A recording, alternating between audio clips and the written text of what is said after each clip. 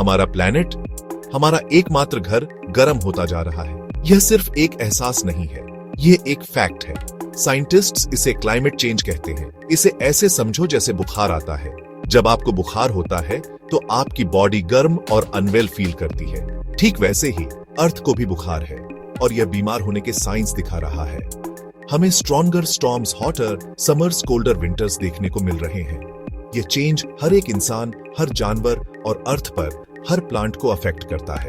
इससे फर्क नहीं पड़ता कि आप किसी बड़े शहर में रहते हैं या एक छोटे से गांव में। चेंजिंग क्लाइमेट का इम्पैक्ट हर किसी पर, हर जगह पहुंच रहा है।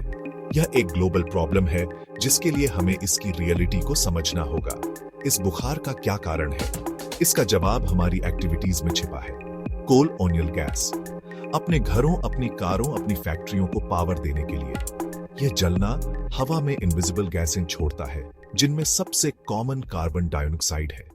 ये गैसें अर्थ के चारों ओर लिपटे एक मोटे कंबल की तरह काम करती है।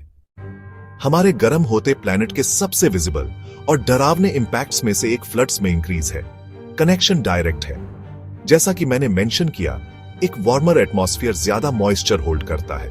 तो जब वेदर सिस्टम्स बारिश प्रोड्यूस करने के लिए इकट्ठा होते हैं तो उनके पास रिलीज करने के लिए बहुत ज्यादा पानी होता है। इससे एक्सट्रीमली हैवी रेनफॉल इवेंट्स होते हैं जो हमारे नेचुरल और मैन मेड ड्रेनेज सिस्टम्स को ओवरवेलम कर देते हैं।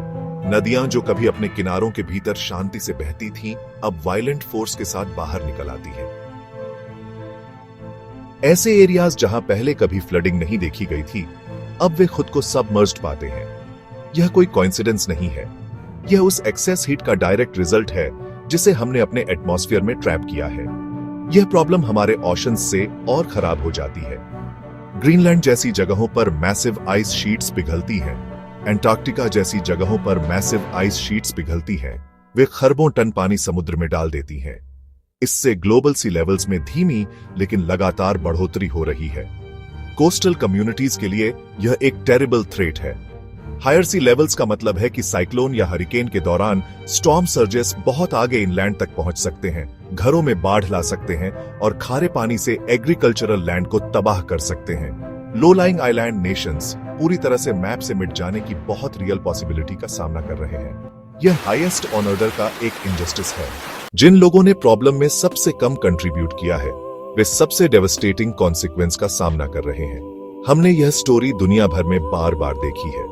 2022 में पाकिस्तान ने एक मॉनसून ऑन स्टेरॉइड देखा, जहां देश का 1/3 हिस्सा पानी में डूब गया था। बारिश अभूतपूर्व थी, एक क्लाइमेट चेंज्ड वर्ल्ड का एक क्लियर सिग्नेचर। जर्मनी में 2021 में पूरे शहर फ्लैश फ्लड्स से बह गए थे। बेल्जियम में 2021 में भी ऐसे ही फ्लड्स हुए थे। इंडिया में मुंबई, चेन्नई, केरल, असम बारिश जो कभी जीवन लाती थी अब विनाश लाती है। यह समझना बहुत जरूरी है कि ये अब सिर्फ नेचुरल डिजास्टर्स नहीं है, ये मैन मेड डिजास्टर्स हैं। नेचुरल डिजास्टर शब्द से लगता है कि हमारा कोई कंट्रोल नहीं है, कि यह सिर्फ नेचर का एक एक्ट है, लेकिन अब यह सच नहीं है। अपने एटमॉस्फेयर की कंपोजिशन को बदलकर हमने डाइस को लॉर्ड कर दिया है। हमने इन एक्सट्रीम वेदर इवेंट्स को ज्यादा फ्रीक्वेंट और ज्यादा डिस्ट्रक्टिव बना दिया है। फ्लड्स के पीछे की सच्चाई क्लाइमेट चेंज की सच्चाई है। हमें डॉट्स को कनेक्ट करना होगा और बड़ी पिक्चर देखनी होगी।